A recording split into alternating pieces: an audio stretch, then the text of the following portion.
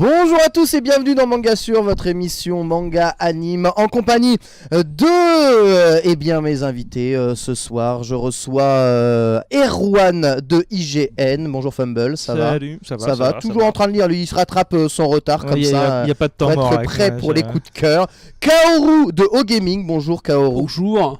Ravi de faire ta connaissance. Comment vas-tu? Ça va, ça va. Tu as bien lu, j'espère que tu t'es bien nourri. Tu vas avoir une grosse partie aujourd'hui. Complètement à la bourre niveau manga et anime, hein, j'annonce. Et l'homme sans qui cette émission ne serait rien, Yamato de ESL. Bonjour Yamato. Bonjour Ken de Webedia Gaming. De Webedia Gaming. Voilà. Oui, c'est un peu le monde entier du gaming qui se retrouve ici. On n'a pas forcément le même maillot, mais on a la même passion. On a la même passion, c'est exactement ça. C'est ça qui est important. Aujourd'hui, nous allons parler des mangas d'automne. Beaucoup de mangas de sport sont sortis cet automne. On va donc se poser la question si le manga de sport est encore possiblement renouvelable, et qu'est-ce que c'est exactement un manga de sport? On va voir ce sujet. on va voir qu'il y en a des un peu bizarres quand même, et on verra ça avec tous nos intervenants. On partira du rétro jusqu'aux choses beaucoup plus modernes avec toi notamment Kaoru, et on va commencer comme chaque semaine par la partie news. Il y a beaucoup d'actualités cette semaine, Erwan, je crois quand même. Oui, il y a quelques trucs, ouais. Fripon, coquine. Ouais, je voulais commencer par un truc qui est marrant quand même, c'est les dessins érotiques de Tezuka. Oh, mais qu'est-ce que c'est Tezuka, que ça? le grand maître, créateur d'Astro Boy, Blackjack, tout ça. Ouais. Et donc en fait, sa fille Rumiko a trouvé en 2014 dans un tiroir plusieurs dessins, une centaine, 200 dessins, dont 20 étaient érotiques. Enfin 29 environ ont été regroupés dans une collection érotique, et ils en ont publié une vingtaine dans un magazine littéraire qui Le s'appelle petit fripon Shinshu, oui, c'est ça. Officiellement un problème avec les souris alors. Bah écoute, il n'y a pas que des souris, il y a aussi normalement, mais on en a que 2 malheureusement, qui ont été montrés publiquement. Les autres sont dans le magazine, et malheureusement je ne l'ai pas. Il faut l'acheter, voilà. Il faut supporter si vous êtes au Japon, mangas. c'est le magazine qu'il faut acheter. Il est sorti le 7 novembre. Et ouais, donc ça c'est vraiment une série de dessins qui date de 1960, qui ont été remis à jour comme ça. Et je sais pas, moi je trouve ça marrant d'imaginer Tezuka avec son béret à son bureau en train de griffonner des souris à petits seins. T'es déjà descendu à la station Takada Nobaba au Japon Ici, en sortant de la station, t'as une grande fresque de tous les héros de Tezuka. C'est magnifique, de Astro Boy au Roi Lion, mais il n'y a pas les souris à poil sur la fresque. C'est curieux, T'inquiète, tu vas en février, elles y sont. T'as aussi des femmes qui se transforment en cheval, des femmes poissons. Ce qui est rigolo, c'est que quand t'arrives à cette station-là, tu descends, t'as le thème d'Astro Boy au moment où les portes. Mais ça, tu l'as dans plusieurs stations aussi. J'entendais souvent à Iidabashi sur la Hachiyo Sobu Line également. C'est récurrent à Tokyo, le jingle d'Astro Boy, ouais. C'est trop rigolo, ça me fait plaisir. En tout cas, est-ce que ça va sortir chez nous du coup Alors, il faut espérer pouvoir voir les autres dessins d'une façon ou d'une autre, peut-être en exposition ou quoi que ce soit en France. Ça serait vraiment bien, peut-être plus tard. Ça serait vachement bien, une belle expo. Il y a 200 dessins, Paris, donc ça se trouve, il y a d'autres trucs à découvrir qui sont fantastiques. Il y a d'autres dessins, d'autres séries inédites qui ont été sorties ces dernières années après qu'ils aient trouvé les dessins. Par exemple, les 200 dessins, ils ont trouvé dans un tiroir qui était fermé à clé, ils avaient paumé la clé en fait. Ah oui, d'accord, ok. Et ça a mis quand même, ça a attendu 20 ans avant qu'ils puissent ouvrir le tiroir, quoi. Je sais pas si vous savez, on peut dire un peu ce qu'on veut de la Japan Expo, tout ça, mais il y a quand même quelques expositions à la Japan Expo de temps en temps. Il y a des rétrospectives, il y a pas mal de panels en fait finalement maintenant. Pour qui s'intéresse un minimum à la Japanime un peu plus profonde que les stands de sabres japonais dégueulasses et tout, clairement à la Japan Expo il y a de quoi faire. Hein. Ouais. Alors tu considères que dans la Japanime, les stands de sabres dégueulasses, c'est de la Japanime? Mais non, attention, justement. C'est ça que tu t'es acheté un sabre dégueulasse et que tu le mettes dedans, c'est ton problème. Mais le truc, c'est que la Japan Expo, J'avais un trou. Ce qui est bien, c'est surtout quand tu vas creuser là où il y a moins de monde. C'est le truc, les traditionnels du Japon. Mais il y avait eu des tout. il y avait Il y avait un énorme reportage avec Ken Bogart que je vous Oui, conseille. j'avais montré le coin traditionnel. Après, je vous conseille ouais, les rushs non montrés aussi. C'est comme les dessins, ils sont perdus dans un tiroir. Et moi, j'avais C'est vu ça. des trucs super sympas d'Evangelion une des rares années où je suis allé à Il y la avait Japan Expo ça, récemment. il y avait l'expo Tetsuhara aussi. Il y une avait, expo il y pour les avait vrais une bonhommes. année, bien sûr. Tu avais l'expo Dragon Ball Toriyama, ça a déjà existé une année. Alors c'est Glénat qui mettait en place l'exposition, mais l'expo Il était, n'empêche que était quand c'est- même là. Et Pour du c'est Tezuka, assez je pense stylé que d'avoir ça des serait planches. quand même quelque part un peu plus élevé que Japan Expo. En fait. Ouais. Ça va être dans J'imagine un. quelque chose d'un peu Il y a plus. moyen que ça soit dans un musée et compagnie. Oui, dans un musée, tu vois. Quelque chose de plus évolué, tu vois. Ouais, sinon, vous allez au musée du manga à Kyoto et voilà. Je veux Voilà, dire, sinon vous allez sur place, le vous, voyage à vous achetez le l'air magazine et vous on le les passe. avez. Hein. Sinon, on peut acheter le magazine dans ils doivent l'avoir. À Je Junku. voulais le récupérer, j'ai un pote qui revenait du Japon là, mais. Ah oui, c'est j'ai mon juste frère qui est trop là-bas en ce tôt. moment.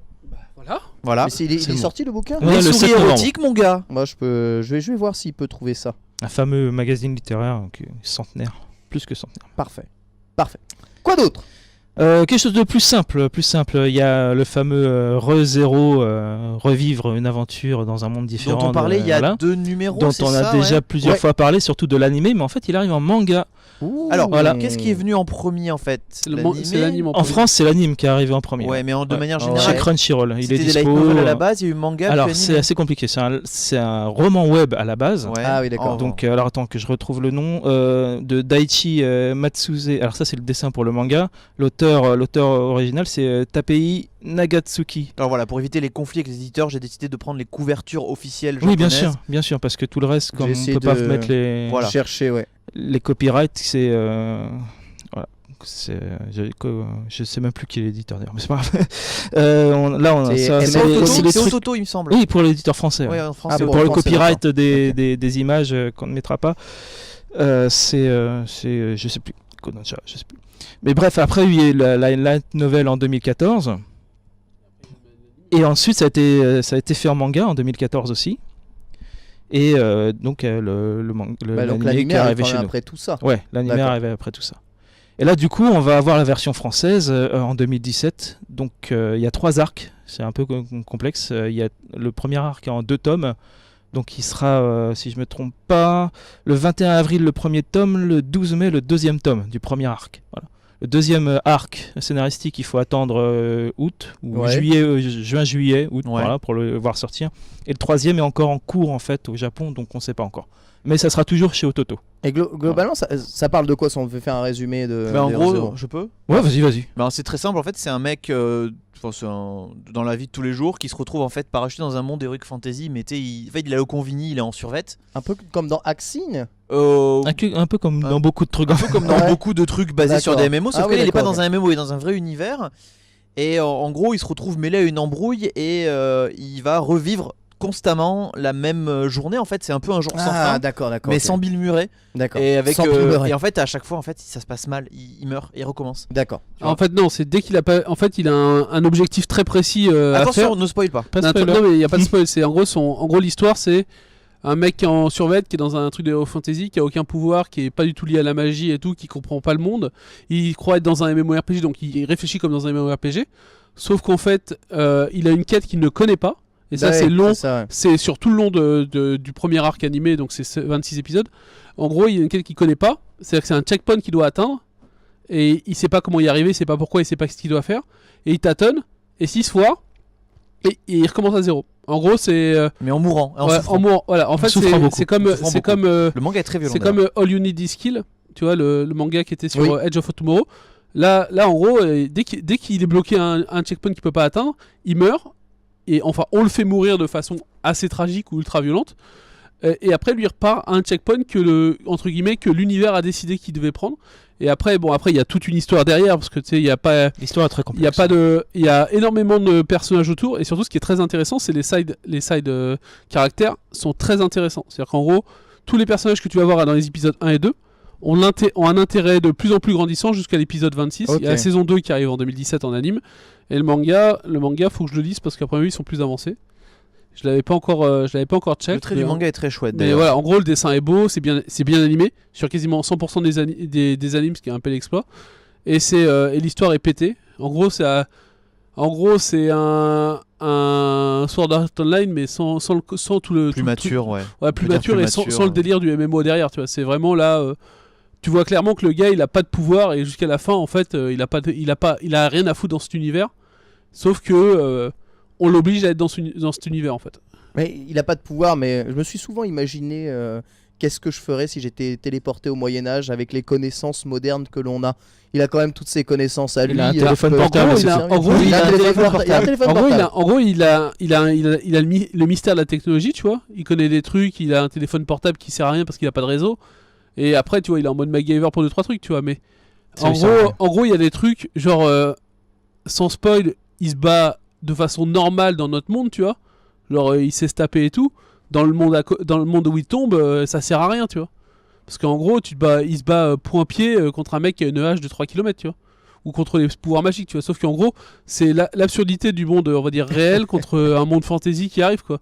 Et il y a plein de... Il y a les premiers animes, et surtout dans le manga, ça doit être pareil.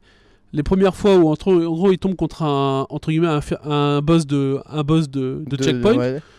Bah, c'est... Déjà, il doit réfléchir, et deux, il doit voir avec son environnement qui ne réfléchit pas comme lui, en fait. Ouais. Donc, en fait, s'il met en avant son environnement, il se fait niquer. S'il se met en avant, il se fait niquer. Donc, il faut trouver la bonne mesure. Et c'est le défaut de l'anime, en fait, c'est que des fois, il fait, comme dans un jeu, il fait 1, 2, 3, il fait 10 retries. Ouais. Sauf que dans un anime, ça fait 1, 2, 3 épisodes, tu as envie de lui dire, putain, mais... Ça va, ça peut pas être pire que la 2e saison d'Haruhi Suzumiya. Oui, bah après, d'accord, mais ce que je veux dire, c'est que... On a déjà oublié, l'avantage, ne remuons pas le couteau dans la plaie. L'avantage, c'est que c'est assez cool à lire, et c'est assez cool à regarder, et l'histoire, et pour une fois, ils sont pas perdus dans l'histoire, quoi. C'est pas très bien écrit. Parfait. On a fait Roku de Kokoro, du coup. Ouais, c'était un peu ça. Petit rappel, petite piqûre de rappel. Piqûre de rappel, c'est vraiment coup de cœur, etc. Erwan, tu as d'autres choses pour nous ? Un dernier petit truc très rapidement, je voulais juste prévenir parce que j'ai vu Your Name, le dernier film de Makoto Shinkai. Tu nous as pas invité. Comment ça tu vois ça fait pas que les invités au petit frère. C'est ça. Kimi no Namae. Prochaine fois, je vous fais suivre le mail. Non, mais c'était un petit peu à l'arrache. C'est un petit peu à l'arrache. C'est pas grave. Bah, c'est genre au fait, et puis voilà quoi, j'ai fait. Alors, c'est très bien. Alors. Pas chaud, j'ai pas le droit d'en parler en fait. On en reparlera début décembre. Est-ce que il y aura pas de spoil? Est-ce que c'est plus ou moins? Le chat peut être content. Est-ce que c'est plus ou moins? C'est beaucoup plus. Ok, c'est beaucoup parce que t'avais des doutes, hein. Oui, j'avais beaucoup de doutes. T'avais beaucoup de doutes. Mais j'avais beaucoup de doutes parce que j'étais pas fan du réalisateur avant et on en reparlera. Et c'est confirmé. C'est confirmé. Mais il y a un truc très important. Les critiques vont tomber sûrement bientôt.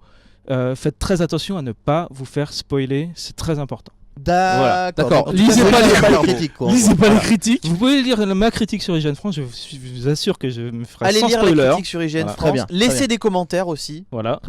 Mais faites surtout gaffe là où vous mettez les pieds, quoi. Surtout même après la sortie, si les gens n'ont pas forcément la sortie le 28 décembre. 28 décembre. C'est vachement tard. Grâce à Eurozoom, merci Eurozoom. J'ai trop envie d'aller le voir. Et ben on ira tous ensemble, sans toi vu que tu nous as lâché. Ouais, je propose de faire ça. On se fait un petit day one Kimi no Nawa sur les heures de bureau parce que c'est du travail. M'emmerdez pas, c'est le truc le plus important. Mais voilà, c'était mon avertissement. Mais on en reparlera bientôt. De toute façon, on en reparlera bientôt. L'enthousiasme que tu ne peux pas dévoiler, je suis saucé. Ouais, moi aussi. Extrêmement saucé. J'ai très envie d'aller le voir.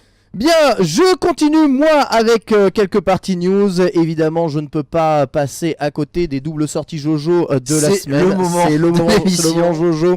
Diamond is Unbreakable 16 qui vient de sortir à 2 tomes de la fin de la partie 4. On y arrive enfin, la fin d'Enigma, mon père n'est pas mon père, et on va dire le main game Cheap Trick qui est absolument excellent. Là encore, il n'y a pas grand chose à acheter dans ce volume-là. On sent qu'on se rapproche du dénouement final et l'histoire s'accélère très très très grandement.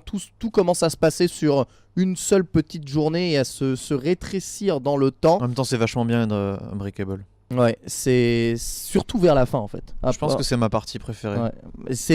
Ça part un peu dans tous les sens, mais en fait tous les personnages sont utilisés. Toi, c'est pas Naruto Shippuden, et justement c'est très intéressant d'avoir justement cette utilisation là. Mais la grosse news, je pense, de la semaine, c'est la parution de Jojo Lion tome 1, ça c'est à mon avis un indispensable gameblog absolument. Jojo Lion qui en est au tome 13 au Japon et qui commence sa parution en France, un manga qui est sorti en 2011, donc partie 8 de Jojo Bizarre Adventure.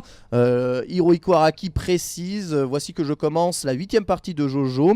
La 4ème partie de la saga Diamond is Unbreakable se déroulait également dans une ville imaginaire appelée Morio, mais cette 8ème partie n'a aucun lien avec l'ancienne, même si cela se déroule toujours à Morio au Japon. Il s'agit d'habitants différents. Alors si vous n'avez pas lu la partie 4, que vous n'en gardez qu'un lointain souvenir, sachez que ce n'est absolument pas grave. Les Toujours mecs qui font les résumés du jeu pour les jaquettes. C'est ça.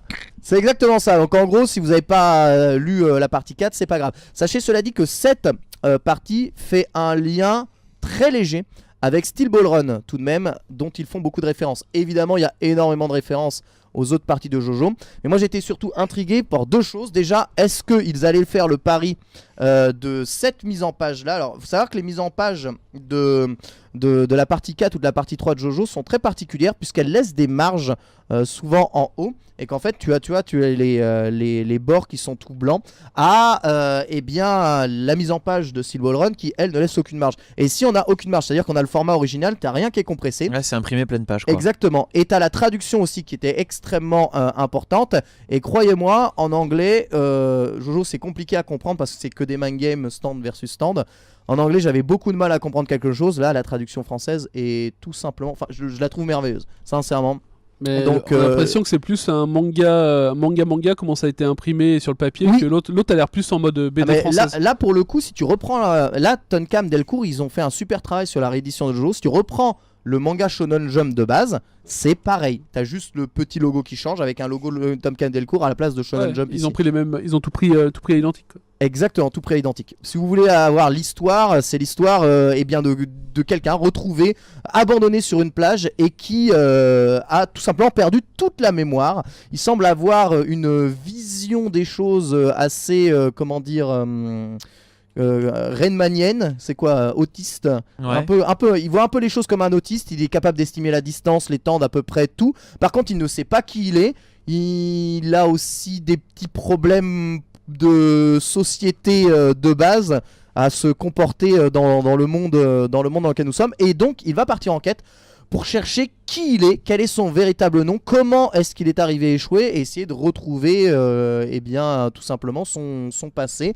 Et c'est une quête qu'il va mener. Alors vous allez voir dans le tome 1, il va penser pouvoir trouver ça, et ensuite mais après, c'est pas un peu trop classique pour du Jojo ça comme starter? Eh bien, contrairement à ce que tu penses, Steel Ball Run et Jojo Lion sont les parties les plus scénarisées de Jojo finalement. Jojo, quand tu regardes les autres parties, c'est beaucoup un combat de stand contre un combat de stand. Là, t'as vraiment un vrai fil conducteur, une vraie histoire, et une histoire qui... Et ça fait du bien pour moi de lire le tome 1, moi qui suis un peu plus loin dans la série. Je me rends compte déjà que dans le tome 1, on fait appel à des choses qui arrivent dans le tome 13 beaucoup plus tard, tu vois. Ça fait plaisir en tout cas de voir que Araki semble savoir exactement où il va dans son manga. Donc c'est assez stylé. En tout cas, content de la traduction française, content de la mise en page et content des femmes nues aussi qu'il y a à l'intérieur. Voilà, c'est chez Delcourt Tonkam, c'est 7 € encore une fois. Et je vous invite à courir dessus si vous n'avez rien lu d'autre, c'est du très très bon. On en avait déjà parlé un tout petit peu la semaine dernière, mais sachez que ça y est, c'est officiel. Glénat a obtenu les droits de diffusion de Dragon Ball Super en manga. Ouais. C'est eux qui auront à partir de printemps, l'honneur de diffuser, enfin de publier le premier tome de Dragon Ball Super. Manga qui diverge quelque peu de la version animée d'ailleurs. Ouais. Manga qui diverge dès la version animée, dès le premier manga chapitre, qui va boucher les trous de la version animée et corriger les erreurs commises dans la version. Dès le volume 1, le volume 1, il y a beaucoup de trucs qui sont pas dans le manga, il y a pas mal, enfin beaucoup de trucs qui sont pas dans l'anime. C'est intéressant quoi. Mais alors moi j'avais lu Dragon Ball Super, c'est Dragon Ball Shu au Japon, c'est ça non? C'est Shu, oui, ouais, c'est ça. Exactement. Pourquoi ils ont pas laissé Shu pour le manga en fait? C'est ma grande question. Non mais même là c'est sous-titré Super. Hein. En fait c'est le kanji qui se lit Shu, mais tu peux aussi le lire Super. T'as deux lectures du kanji. Notez que évidemment le manga est sur une idée originale d'Akira Toriyama avec les personnages d'Akira Toriyama, mais c'est Toyotaro qui fait le manga et qui est, si je ne dis pas de bêtises, l'auteur de Dragon Ball After AF, Comment ça s'appelait C'était Dragon un Ball fan manga, Oui, il me c'est ça. semble. Ouais. En C'était gros, un c'était à la doujin, base, c'était un fan doujin, manga. Et évidemment, il a très bien étudié le style de Toriyama et c'est pour ça qu'on lui a confié la suite de Dragon Ball. C'est vraiment un fan qui connaît très bien l'univers et qui va reprendre ça. L'animé, évidemment, beaucoup fait pour vendre des figurines, etc. On en pense qu'on veut, on fera des épisodes spéciaux probablement sur l'animé. Le manga bouge quelques trous, Tu notamment... vas devoir te regarder les 60 épisodes, Fred. J'en suis au dernier, Très bien. on peut en parler, hein, ça risque de mal se passer.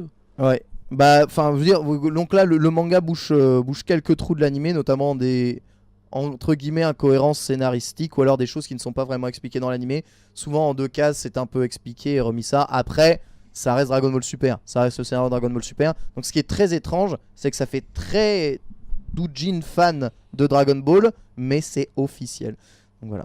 La question est de savoir si la publication du manga sera faite dans le format classique Dragon Ball ou dans le format perfect comme on a déjà. Non, je pense qu'ils vont nous faire un truc sympathique. Ils vont nous refaire les grosses couvertures en carton et le sens de lecture occidentale pour se rappeler Dragon Ball à l'époque. Avec une nouvelle jaquette dégueulasse. Avec une couleur unie et 3 Voilà, personnages c'est ça. incrustés à la hache. Une découpe d'un contour de merde. On va perdre des laisse sponsors là, stickers, vous déconnez là. Non, ils vont nous faire une... à mon avis, ils vont pas la louper l'édition. C'est Glénat, ils travaillent sérieusement. Quoi qu'il Ah oui, puis qu'on en dise. surtout, faut le savoir, Glénat, ils ont encore One Piece qui se vend très très bien, mais bon, voilà, ils ont besoin, encore une fois, des Là, c'est Goldé pour eux. Ça, c'est garanti. Ils hein, récupèrent ça, Dragon Ball c'est- Super. Ça, bien sûr. Insta- c'est un Celui One qui va Piece. récupérer la diffusion anime, il a gagné aussi, tu vois. Et sincèrement, les dessins. Elle est sont- déjà, c'est elle est Toonami. déjà, elle est déjà Absolument. acquise. Hein, les droits sont déjà acquis pour Dragon Ball. ils sont Super. déjà en Mais train c'est de sur doubler. en chaîne télé, c'est qui récupère? Ah, ça va être. C'est Toei en France. C'est hein, Toonami. C'est ouais. Toonami, alors par contre, c'est quel groupe Toonami? C'est Cartoon Network. C'est Cartoon Network. Ouais, c'est ça, ouais. Cartoon Network qui est officiellement mort en chaîne. Non, mais je sais pas, il y a un truc bizarre avec Dragon Ball Super, mais il faudra demander à des sénines du milieu, genre Greg ou autre. Ok. Bah j'attendrai d'avoir la réponse. Je serais assez curieux s'ils assumaient d'amener Dragon Ball Super sur une télé genre TF1, France 2, France 3, M6. Ouais, C'est ça pas aurait été prévu bien pour sur France l'instant, 4 avant que Delphine Arnault elle vienne foutre le sbul et qu'elle décide que la case jeune adulte c'était pourri et qu'on repasse en full gamin et grand public. Ouais. Mais bon, du coup, non, pas France 4, Sincèrement, on verra. Le manga aurait sa place sur M6 ou n'importe Ouais, quoi. ouais, Enfin, typiquement, l'animé ouais. en tout cas, tu sais, c'est l'animé, c'est vraiment assez pour les enfants quand même. Il est hein. gratuit l'anime. Donc, Il y a rien de violent, il y a rien de très Non. très dramatique. Ça va, C'est pas trash. hein. Il y a un mec qui s'est fait désintégrer la dernière fois. Ouais. Oui, oui, oui. Mais même quand un mec se fait transpercer de part en part, c'est pas Octonoken, tu vois, ça pisse pas le sang.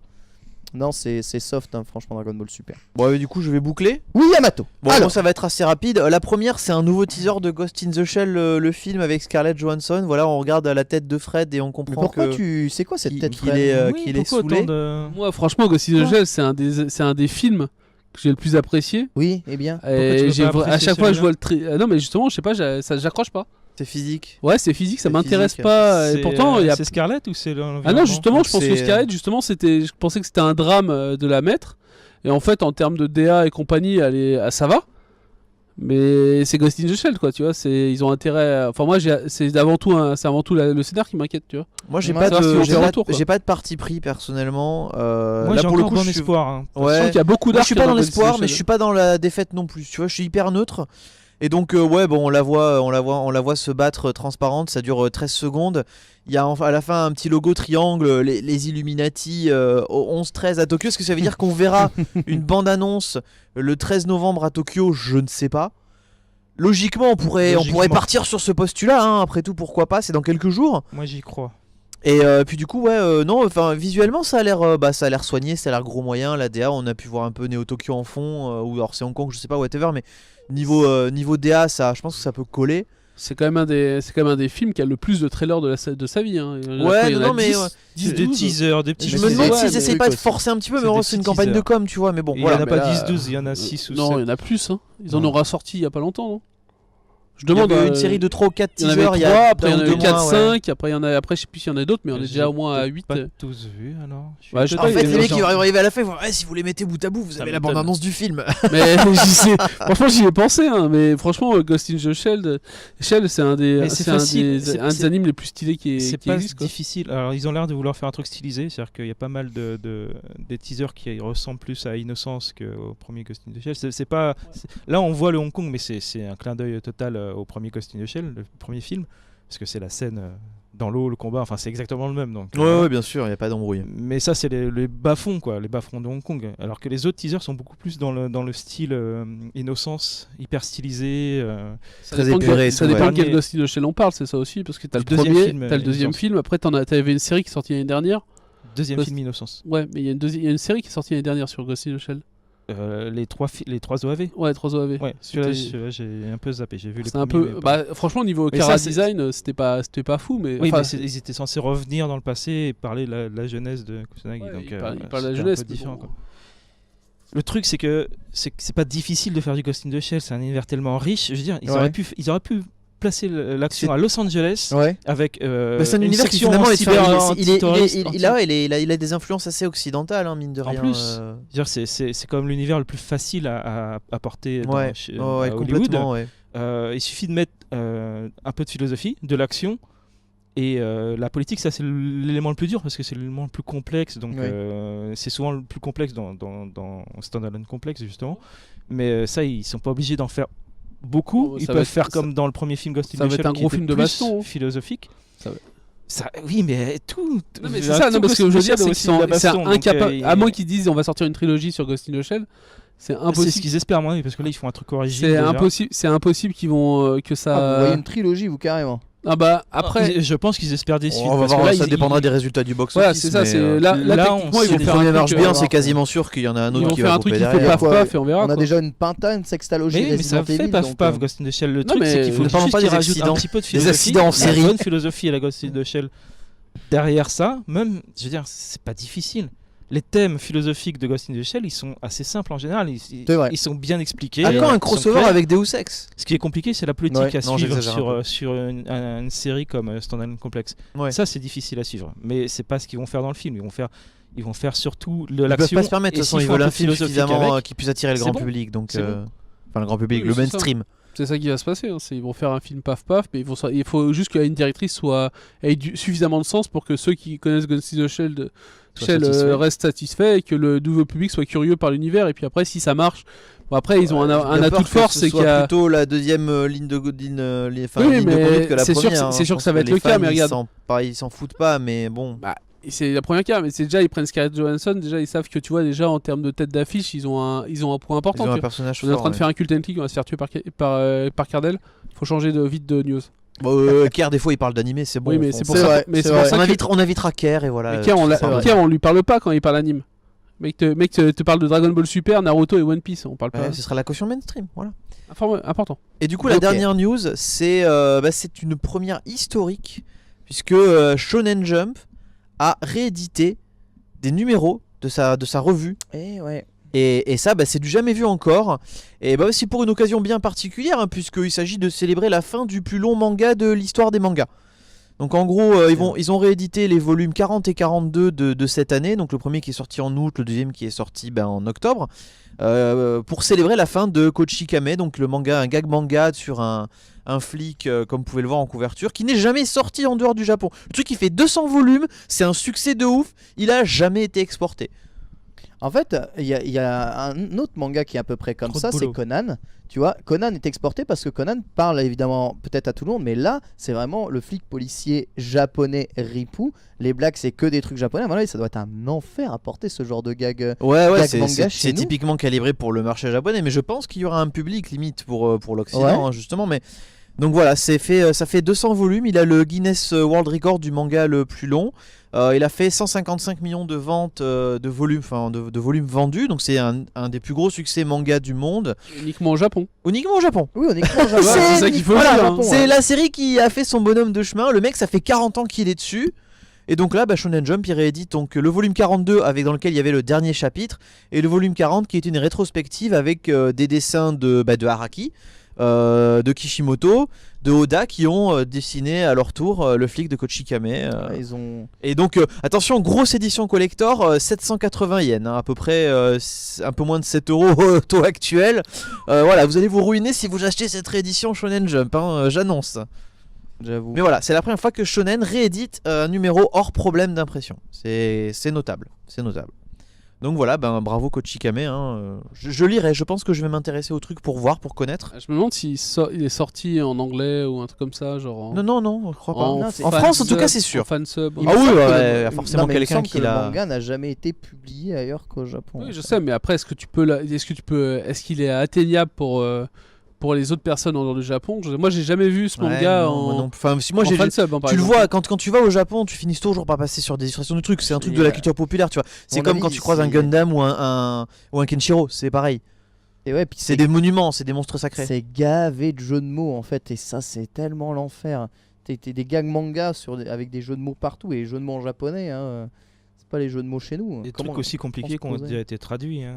Ouais. Si tu regardes Sayonara Zetsuo Sensei, il est en français, mais Il est en français. c'était osé de le faire quand même. Il est plutôt bien traduit d'ailleurs. Bah Moi oui, j'ai c'est les un 7 boulot de volumes, fou, mais quoi. j'avoue que c'est un de mes mangas favoris en fait de tous les temps. Bah, Ça sera ça- probablement un coup de Kokoro, un de ces 4 dans Manga sûr. Ah, Aussi bien l'animé que le manga. un peu Faut pas oublier d'humour. qu'il y a quand même 20 pages d'explications. Mais c'est- de- ouais, voilà, de mais gags c'est- à la fin. Quoi. C'est très dense et c'est très idiomatique aussi au niveau de la langue. Mais ouais, enfin, importer ça, c'est super dur. C'est comme Ouais, si t'importais clairement. aussi Sazae-san ou des trucs comme ça. C'est des trucs qui squattent le haut du panier depuis des lustres, depuis des années au Japon. Mais t'imagines l'ampleur du boulot, quoi, pour importer ça. C'est-à-dire que t'en importes pas un, il faut tout ramener sur. Moi je connais 200 l'homme de la volumes situation sur- pour traduire ça. Volume. Voilà, je sais qui en France pourrait traduire ça. Mais je pense à. Alors c'est un homme de l'ombre, donc je vais pas balancer son nom, mais il sera mort avant d'avoir fini. il en bosse plus. chez Kurokawa et il a traduit des trucs. Enfin, il s'est occupé des trucs comme Genshiken et tout, donc voilà, je lui fais confiance. Ouais. Et en tout cas, on verra si ça nous arrive chez nous. Il y a peu de chance, hein, sincèrement, tout de même. Mais je sais pas comment est. Bah, 200 volumes, c'est beaucoup quand même. Mais je sais pas comment est vraiment fait ou pensé le manga, voir si on peut prendre que certaines parties, parce que Mais tu sais, c'est du gag manga, donc je pense J'ai qu'il doit y l'impression avoir des que, ouais, c'est reboots ça. de temps en temps. c'est ça, ouais. Et qu'au final, il doit y avoir plusieurs parts, parce que tu vois, le style, il a évolué au fur et à mesure. Ou alors le mec, il est complètement au fil de l'eau et il sort son chapitre régulièrement, et voilà, basta. Ouais, c'est comme un rent en plan. Ouais, voilà. Gros rent en plan. Gros rent en plan. Bref, voici pour les news. On va marquer la première pause de ce manga sûr. Et on se retrouve juste après pour le dossier de la semaine consacré au manga anime de sport. A tout de suite.